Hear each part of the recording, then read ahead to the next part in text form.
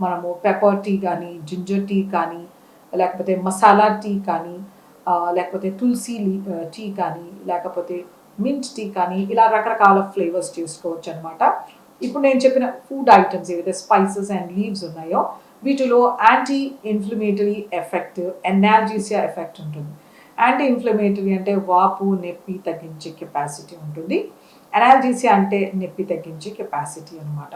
So, మనకి గొంతు బాగా నొప్పి ఉండడము, జలుబు, జ్వరం వచ్చినప్పుడు మనం అల్లం టీ తాగితే కనుక అదొక సూదింగ్ ఎఫెక్ట్ ఉంటుంది గొంతులో. తర్వాత తల బాగా నొప్పి వచ్చినప్పుడు తాగితే కనుక ఒక రిఫ్రెషింగ్ ఏజెంట్‌గా, ఒక ఎనాల్జీసియా లాగా, పెయిన్ కిల్లర్ లాగా పనిచేస్తుందనమాట. అలాగే మనకి ఇంకా రకరకాల హెర్బల్ టీస్ ఉంటాయి ఇప్పుడు. రకరకాల ఫ్లవర్స్, లీవ్స్‌తో చేసుకుంటారు. వీటిలో కూడా ఎసెన్షియల్ ఆయిల్స్‌తో మనకి మల్టిపుల్ హెల్త్ బెనిఫిట్స్ ఉన్నాయి. అలాగే మనకి కాఫీలో కూడా మనము చాక్లెట్ కాఫీ కానీ,